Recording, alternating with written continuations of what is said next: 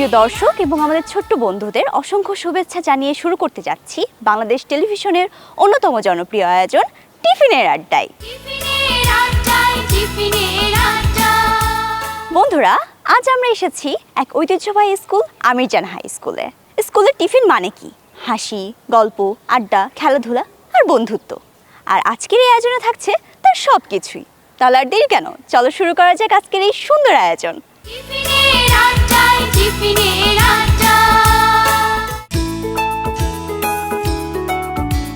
ঢাকা জেলার অত্যন্ত মনোরম পরিবেশে ৩০০ ফিট পূর্বাচল এক্সপ্রেসওয়ের পাশে খিলক্ষেত থানার ডুমনি অঞ্চলে অবস্থিত আমিরজান হাই স্কুল।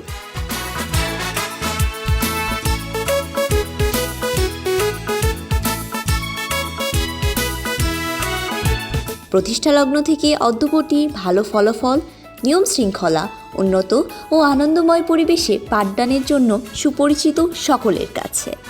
أعوذ بالله من الشيطان الرجيم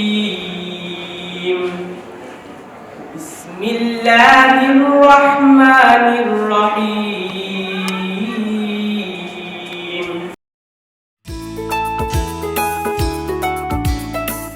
আমি শপথ করিতেছি যে মানুষের সেবায় সর্বদা নিজেকে নিয়োজিত রাখিব। এক সময়ের গ্রামীণ পরিবেশের সাধারণ মানুষের মধ্যে জ্ঞানের আলোকবর্তিকা হয়ে প্রতিষ্ঠিত হয় আমিরজান হাই স্কুল।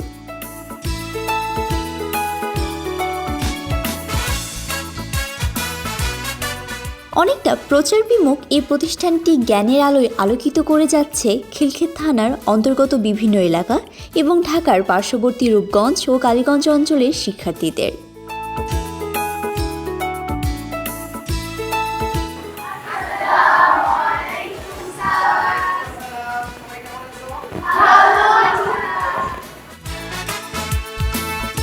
দক্ষ, অভিজ্ঞ ও নিবেদিত প্রাণ শিক্ষক মণ্ডলীদের দ্বারা শিক্ষার্থীরা নিরাপদ ও পারিবারিক পরিবেশে অধ্যয়ন করার সুযোগ পেয়ে থাকে এই প্রতিষ্ঠানে।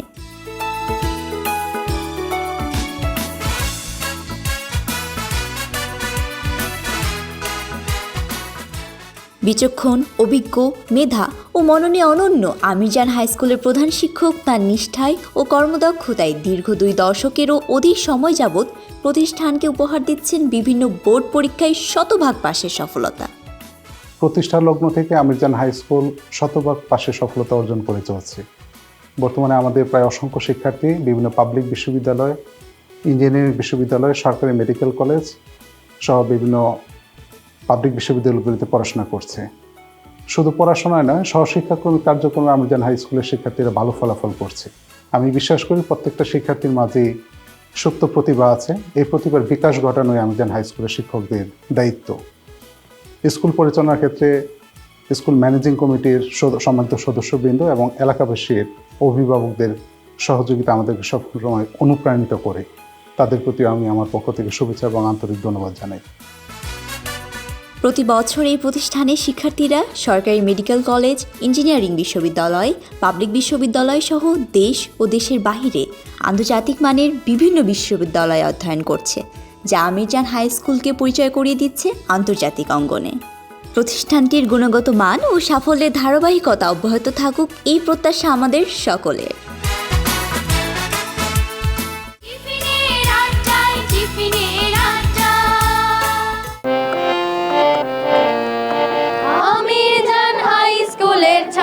ছাত্রী সব ফুলের বনে পাখি হয়ে করছি কলরব, আমরা করছি কলরব।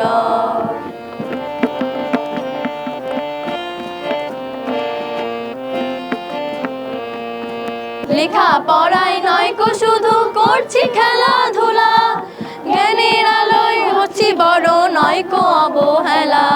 শিক্ষা গুরুর স্নেহ আদর করি অনুভব, ফুলের বনে পাখি হয়ে করছি কলরব, আমরা করছি কলরব।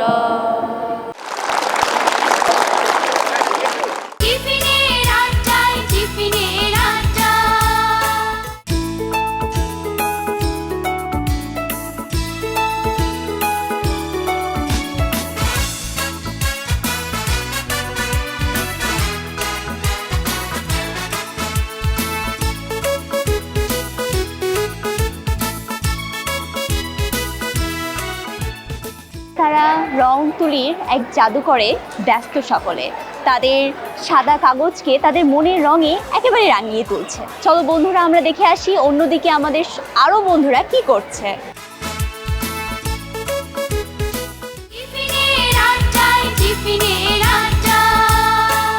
নাচ ছাড়া টিফিনের আড্ডা একেবারেই অসম্পূর্ণ, তাই তো এবার আমাদের প্রাণচঞ্চল বন্ধুরা একটি দলীয় নৃত্য পরিবেশন করবে। তো চলো দেখে আসি তাদের নৃত্যটি।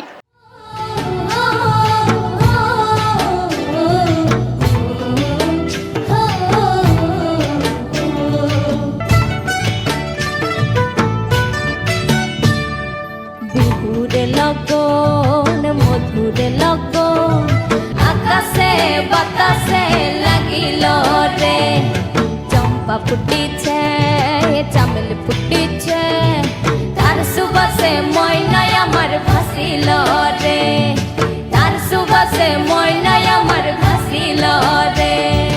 রাঙা মাটির রঙে চোখ জুড়ালো, সবার মাঝের গানে মন ভরালো, রূপের মতো সুরে জাদু কোন সে দেশে, মায়াবতী মধুমতি বাংলাদেশে।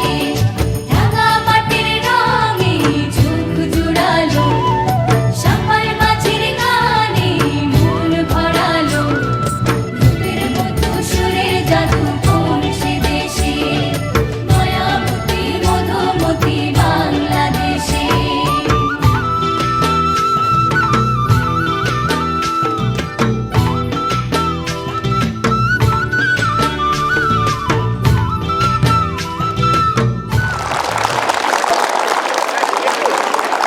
বন্ধুরা এবারও কিন্তু আরো অনেক কিছু আছে দেখার বাকি, চলো চলে যাই পরবর্তী সেগমেন্টে।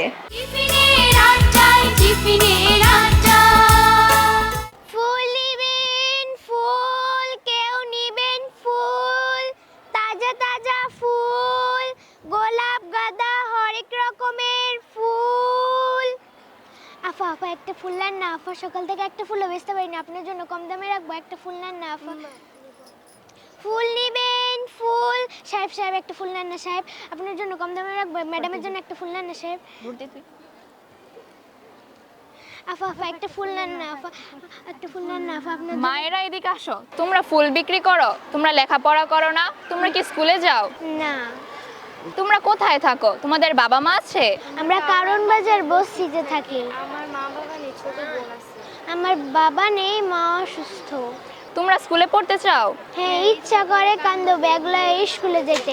আমাগো বস্তির পাশ দিয়ে কত মানুষ স্কুলে যায়। তোমরা আজ থেকে স্কুলে যাবে। কিন্তু স্কুলে যাইতে তো টাকা লাগে, আমগো কাছে তো টাকা নাই। আমি সব ব্যবস্থা করে দেব, তোমরা আজ থেকে স্কুলেও যাবে, ফুলও বিক্রি করবে।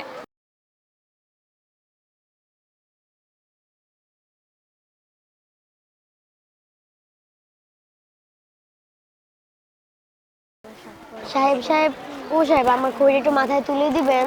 উফ বিরক্তি করে, তো রাস্তায় চলা যায় না।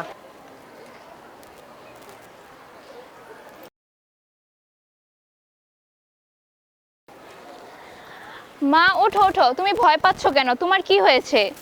আফা আফা খড়িটা মাথায় তুলে দিবেন। তুমি এগুলো দিয়ে কি করবে? আমার বাড়িতে তো আর শীতের কাপড় নাই, এর জন্য এগুলো দিয়ে আমরা আগুন পোহাই। তুমি অত মনে হয় লেখাপড়া করো না। না আপা। আমার সাথে চলো, আমি সবাইকে স্কুলে ভর্তি করিয়ে দেব।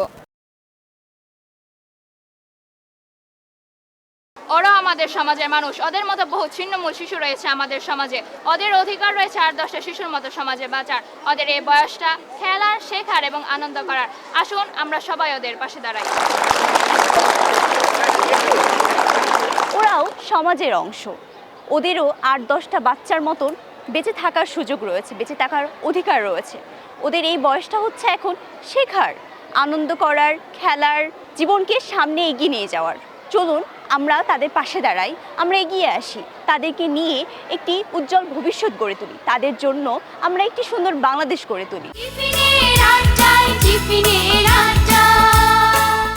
আমাদের কবিতার নাম মা, লিখেছেন কবি কাজী নজরুল ইসলাম। যেখানেতে দেখি যাহা মায়ের মতন আহা, একটি কথায় এত সুধা মেশা নাই, মায়ের মতন এত আদর সোহাগ সে তো আর কোনোখানে কেহ পাইবে না ভাই। হেরিলে মায়ের মুখ, দূরে যায় সব দুঃখ, মায়ের কোলেতে শুয়ে জুড়াই পরাণ, মায়ের শীতল কোলে সকল যাতনা ভোলে, কত না সোহাগে মাতা বুকটি ভরান।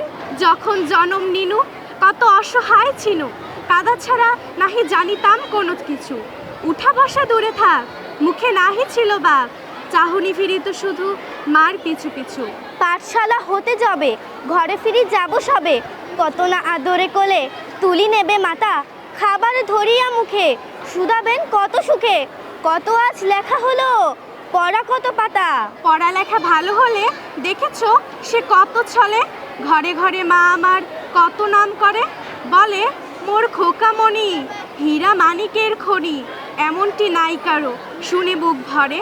দিবানিশি ভাবনা কিসে ক্লেশ পাবো না, কিসে সে মানুষ হব, বড় হব কিসে, বুক ভরে ওঠে মা ছেলেরই গর্বে তার, সব দুঃখ সুখ হয় মায়ের আশিসে। টিফিনের আড্ডায়, টিফিনের আড্ডা।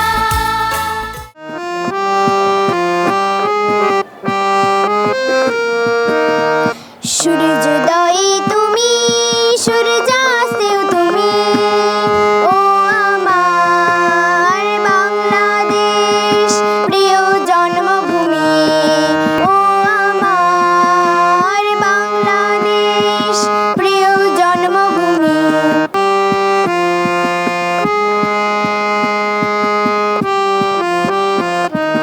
জল শিরে নদীর তীরে তোর খুশির কাকন যেন বাজে, ও কাশ বনে ফুলে ফুলে তোর মধুর বাসর বুঝি সাজে, তোর একটা রাহাই করে বাউলা মায় সুরে সুরে। সূর্যোদয়ে তুমি, সূর্যাস্তেও তুমি, ও আমার বাংলাদেশ প্রিয় জন্মভূমি।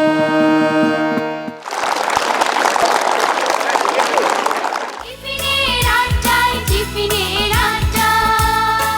সুপ্রিয় শিক্ষার্থী বন্ধুরা, আমাদের আজকের বিতর্কের বিষয় নির্ধারিত হয়েছে ভালো ফলাফল নয়, অর্জিত জ্ঞানই শিক্ষার মানদণ্ড। তো আজকের বিতর্কের পক্ষে অবস্থান করছে আমার ডান পাশে একটি দল এবং বিপক্ষে অবস্থান করছে আরেকটি দল। প্রথমে আমি পক্ষ দলের প্রথম বক্তা মুনতাহা মিমকে তার বক্তব্য উপস্থাপন করার জন্য অনুরোধ জানাচ্ছি। ফলাফল হয়তো ব্যক্তি জীবনে সাময়িক আনন্দ নিয়ে আসে, কিন্তু শিক্ষার মূল উদ্দেশ্য জ্ঞান অর্জন করা। মাননীয় মডারেটর, বিজ্ঞ বিচারক মণ্ডলী এবং উপস্থিত দর্শকবৃন্দ সকলকে জানাচ্ছি আন্তরিক শুভেচ্ছা এবং সালাম। আসসালামু আলাইকুম। প্রথমে আসি ভালো ফলাফল কি। ভালো ফলাফল হলো এমন একটি অর্জন বা পরিণতি যা কোনো ব্যক্তি তার পরিশ্রম, দক্ষতা, মনোযোগ এবং সঠিক পরিকল্পনার মাধ্যমে লাভ করে।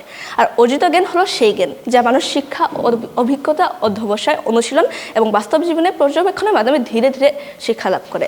শিক্ষা হলো মানুষের জ্ঞান, দক্ষতা, চিন্তাশক্তি, নৈতিকতা এবং চরিত্রের সুসমন্বিত বিকাশের প্রক্রিয়া। আর যা দিয়ে কোনো কিছুকে মাপা যায় সেটি হচ্ছে মানদণ্ড। ভালো ফলাফল করলে শিক্ষার্থীদের আগ্রহ বাড়ে, উৎসাহ বাড়ে, এটি কিন্তু সত্য। কিন্তু পরীক্ষা বা জীবনে কোনো ক্ষেত্রে যদি ফলাফল খারাপ হয় তখন কে কতটুকু জ্ঞান অর্জন করলো সমাজ তার মূল্যায়ন করতে জানে না। বিজ্ঞ প্রতিপক্ষ, যদি শুধু ভালো ফলাফলের শিক্ষা হয় তাহলে কেনটা পার হয়ে অনেকে জীবনে ব্যর্থ হয়। আর যদি নম্বরের শিক্ষা হতো তবে বর্তমান বিশ্বে গুগলই হতো সবচেয়ে বেশি স্বীকৃত। যেখানে শিক্ষার মূল উদ্দেশ্য জ্ঞান অর্জন, সেখানে বর্তমানে আমাদের সমাজ ব্যবস্থা, শিক্ষা ব্যবস্থা বেশিরভাগই অর্থ উপার্জনের জন্য শিক্ষা গ্রহণ করে। তাই ভালো ফলাফল না পেরে তার আত্মহননের পথ বেছে নেয়। কিন্তু মাননীয় মডারেটর, শিক্ষার মূল উদ্দেশ্য ভালো ফলাফল নয়, শিক্ষার বরং মূল মানদণ্ড হচ্ছে মানুষের সর্বাঙ্গকে বিকশিত করা, অর্থাৎ অর্জিত জ্ঞানের মাধ্যমে নিজেকে মেধা ও প্রতিভাকে বিকশিত করা। তাই ফলাফল কখনোই শিক্ষার মানদণ্ড হতে পারে না, বরং অর্জিত জ্ঞানই প্রকৃত শিক্ষার মানদণ্ড। আমি এবার বিপক্ষ দলের প্রথম বক্তা হাফসি ইয়াসিনকে তার বক্তব্য উপস্থাপন করার জন্য অনুরোধ জানাচ্ছি। মাননীয় মডারেটর, বিজ্ঞ বিচারক মণ্ডলী এবং উপস্থিত সকল দর্শক আমার আন্তরিক শুভেচ্ছা ও সালাম। আসসালামু আলাইকুম। ভালো ফলাফল বলতে আমরা বুঝি পরীক্ষায় প্রাপ্ত উচ্চ নম্বর, জিপিএ গ্রেড বা সার্টিফিকেট ভিত্তিক সাফল্য, যা মূলত মুখস্থ নির্ভর ও পরীক্ষা কেন্দ্রিক মূল্যায়নে ফল। অর্জিত জ্ঞান বলতে বোঝায় এমন গভীর বোঝাপড়া, বাস্তব জীবনের প্রয়োগের সক্ষমতা, বিশ্লেষণের চিন্তা, সৃজনশীলতা ও নৈতিকতা বোধ, যা একজন শিক্ষার্থীকে দক্ষ ও সচেতন মানুষ হিসেবে গড়ে তোলে। শিক্ষার মানদণ্ড হলো সেই ভিত্তি যার মাধ্যমে একজন শিক্ষার্থী সত্যিকার অর্থে শিক্ষিত কিনা তা বিচার করা হয়। শুধু ভালো ফলাফল একজন শিক্ষার্থীর প্রকৃত শিক্ষার মানদণ্ড হতে পারে না, বরং শিক্ষার্থীর অর্জিত জ্ঞান, দক্ষতা বাস্তব প্রয়োগের মাধ্যমে শিক্ষার প্রকৃত মানদণ্ড হওয়া উচিত। ভালো ফলাফল কেবল সংখ্যা বা গ্রেড নয়, এটি শিক্ষার্থীর পরিশ্রম, ধারাবাহিকতা, শৃঙ্খলার প্রতিফলন। একজন শিক্ষার্থী যদি সত্যিই জ্ঞান অর্জন করে থাকে তবে তার প্রভাব তার খাতায় পাওয়া যাবে। জ্ঞান থাকলেও যদি তার সঠিক মূল্যায়ন না হয় তবে সেই জ্ঞান কতটা কার্যকর তা প্রশ্নবিদ্ধ। উচ্চশিক্ষা, বৃত্তি, চাকরি ক্ষেত্রে ভালো ফলাফলই অগ্রাধিকার পায়। সুতরাং ফলাফলকে উপেক্ষা করা মানে বাস্তবতাকে অস্বীকার করা। শুধু আমি জ্ঞানী এই দাবি দিয়ে সমাজ বা রাষ্ট্র চলে না। অতএব ভালো ফলাফলকে বাদ দিয়ে অর্জিত জ্ঞানকে শিক্ষার একমাত্র মানদণ্ড যুক্তিসঙ্গত নয়। ধন্যবাদ সবাইকে। পক্ষ দলের দ্বিতীয় বক্তা রায়ান আহমেদকে তার বক্তব্য উপস্থাপন করার জন্য অনুরোধ জানাচ্ছি। লক্ষ্য করুন মাননীয় মডারেটর, একটা সার্টিফিকেট বা কাগজের টুকরো কখনো একজন শিক্ষার্থীর ভবিষ্যৎ নির্ধারণ করতে পারে না। যদি তাই হতো তবে একজন এসএসসি বা এইচএসসি ফেল করা শিক্ষার্থী কখনো বুয়েট কিংবা বাংলাদেশ মেডিকেলের মতো প্রতিষ্ঠানে পড়াশোনা করতে পারতো না। আবার একজন এসএসসি এবং এইচএসসিতে গোল্ডেন এ প্লাস পাওয়া শিক্ষার্থীও হয়তো বেকার বসে থাকতো না। বিষয়টি আমি বাস্তব উদাহরণ দিয়ে পরিষ্কার করে দিচ্ছি যে মাননীয় মডারেটর, বাংলাদেশে 2023 সালের মাধ্যমিক এবং উচ্চ মাধ্যমিক পরীক্ষায় মোট 7 লক্ষ শিক্ষার্থীর বেশি শিক্ষার্থী গোল্ডেন এ প্লাস পেয়েছিল, কিন্তু বিশ্ববিদ্যালয় ভর্তি পরীক্ষায় তাদের মধ্যে মাত্র এই এ প্লাসের শিক্ষার্থীদের মধ্যে শতকরা পাশ করেছে 4 জন, অর্থাৎ 96% শিক্ষার্থী ফেল। আবার ধরুন বাংলাদেশে সর্বোচ্চ মাস্টার্স ডিগ্রি পাওয়া একজন শিক্ষার্থী যেমন তৃতীয় শ্রেণীর চাকরি করছে, একইভাবে এই একই ডিগ্রি পাওয়া একজন বিসিএস ক্যাডার বা প্রথম শ্রেণীর চাকরি করছে। অর্থাৎ এই দুজনের ফলাফল বা সার্টিফিকেট এক, তবে তাদের জ্ঞানের পরিধি আলাদা হয়, তাদের অবস্থান ভিন্ন। এ থেকে কি প্রমাণ হয় না ভালো ফলাফল নয় বরং অর্জিত জ্ঞান শিক্ষার মানদণ্ড? বিপক্ষ দলের দ্বিতীয় বক্তা রাইসা শিকদারকে অনুরোধ জানাচ্ছি তার বক্তব্য উপস্থাপন করার জন্য। আমরা কিন্তু জ্ঞান অর্জনকে অস্বীকার করছি না। জীবনের গুরুত্বপূর্ণ মুহূর্তে আমরা যে জ্ঞান অর্জন করেছি তার প্রমাণ হিসেবে আমাদের প্রয়োজন হয় ফলাফলের। সেই মুহূর্তগুলো হচ্ছে ভর্তি পরীক্ষা অথবা চাকরির জন্য। এই সব জায়গায় আমরা যে জ্ঞান অর্জন করেছি তার প্রমাণ হিসেবে আমাদের ফলাফলকে প্রদর্শন করতে হয়। আচ্ছা ধরুন আপনি এসএসসি পরীক্ষায় ডি পেয়েছেন, তখন কি আপনি আপনার পরিবার এবং সব আত্মীয় স্বজনদের সামনে গিয়ে খুব কনফিডেন্টলি গর্ব করে বলতে পারবেন ডি পেয়েছি, তাতে কি জ্ঞান অর্জন করেছি, এটাই তো অনেক? না, আপনি তখন বলতে পারবেন না এবং আপনার ফ্যামিলিও তা মেনে নেবে না। এখানে বাস্তব কথা হচ্ছে আপনারা যতই জ্ঞান অর্জন করুন না কেন, আপনারা কিন্তু দিন শেষে গিয়ে ভালো ফলাফলই খুঁজবেন। ধন্যবাদ। আমাদের আজকের বিতর্কের শেষ পর্যায়ে চলে এসেছি এবং দুই দলই তাদের বক্তব্য উপস্থাপনের মাধ্যমে তাদের দৃঢ় অবস্থান ব্যক্ত করে গিয়েছে। ভালো ফলাফলের মাধ্যমে একজন শিক্ষার্থীর সারা বছরের ফলাফলটা পাওয়া যায়, কিন্তু আসলে আমাদের সবাইকে ভালো এবং প্রকৃত মানুষ হওয়ার জন্য অর্জিত জ্ঞানের মাধ্যমে সেই চেষ্টাটা আমাদের সবসময় করে যেতে হবে, তাহলেই আমরা আমাদের জীবনে সফলতা লাভ করব। ধন্যবাদ সবাইকে। আমি মিথিলা সঞ্জনা প্রমি। আমি আমিরজান হাই স্কুলের একজন প্রাক্তন শিক্ষার্থী। আমি বর্তমানে দেশের সর্বোচ্চ বিদ্যাপীঠ ঢাকা ইউনিভার্সিটি থেকে ট্রিপলিতে অনার্স কমপ্লিট করেছি এবং আমি আশা করি আমি আরও বড় কিছু করতে পারবো। আমার ইচ্ছা আছে বিদেশে গিয়ে পড়াশোনা করার এবং এই স্বপ্ন আমাকে আমিরজান হাই স্কুলের শিক্ষকবৃন্দই দেখিয়েছে। তারা আমাকে সবসময় দিক নির্দেশনা দিয়েছে আমি কি করব না করব। তারা সবসময় আমার পাশে ছিল আমাকে আমার স্বপ্ন পূরণের জন্য।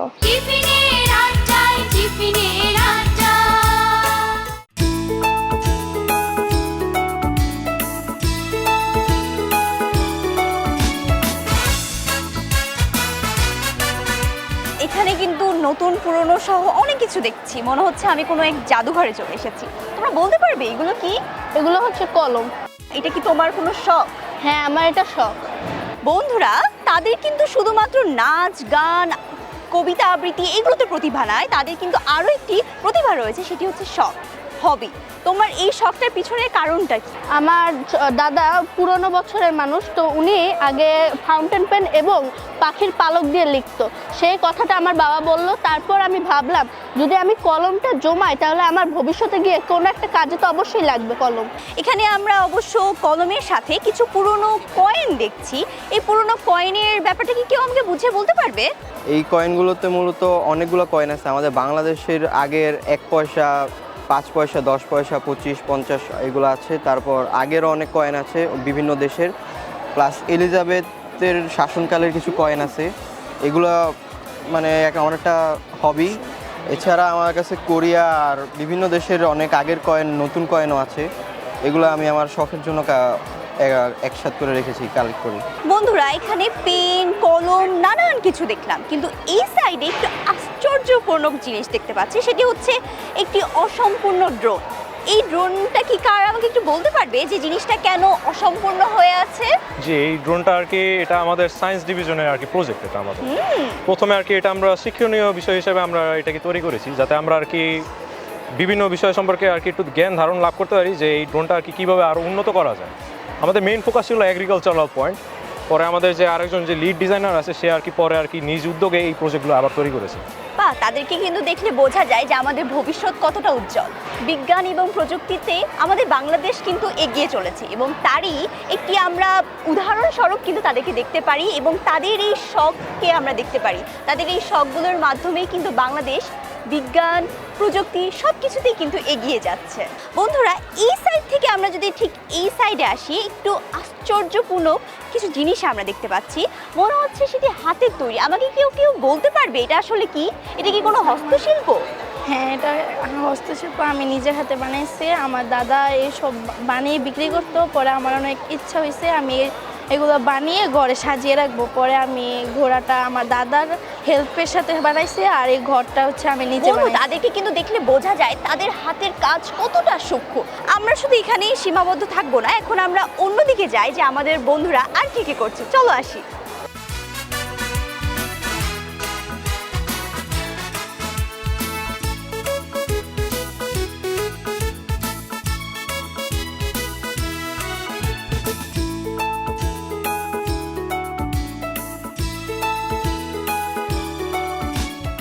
বন্ধুরা তাদের এক একটি দৃশ্য যেন মনে হচ্ছে তাদের ঠিক নিষ্পাপ মনের মতন সুন্দর। আমার কাছে মনে হয় এটা শিক্ষকদের উপরে ছেড়ে দেওয়া উচিত বাকি কাজটা। এবার চলো বন্ধুরা আমরা তাহলে পরের সেগমেন্টে চলে যাই। পরের সেগমেন্টে আমাদের বন্ধুরা আর কি কি করছে চলো দেখে আসি তাহলে।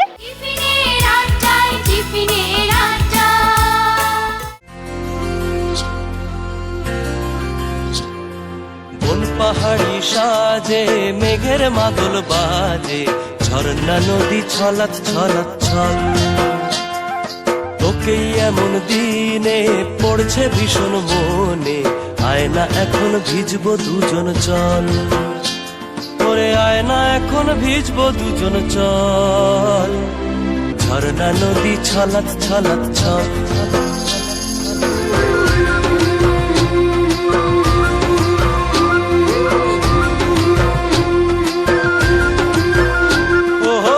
চোখেরই চাহনি নেশা ধরায় এখনই, মহুয়াতে আজ নেশা নাই। ওহো ভিজে আকাশ জুড়ে পোড়া বাঁশির সুরে, তোর সাথে আজ চল না রে হারাই। ও আনচান আনচান বুকেতে জানি নাকি সুখেতে, তোর মতনই ভরা নদীর জল। ওরে আয়না এখন ভিজবো দুজন চল, ঝর্ণা নদী ছলাৎ ছলাৎ ছল। ওহো কোন পাহাড়ি সাজে মেঘের মাদল বাজে, ঝর্ণা নদী ছলাৎ ছলাৎ ছল।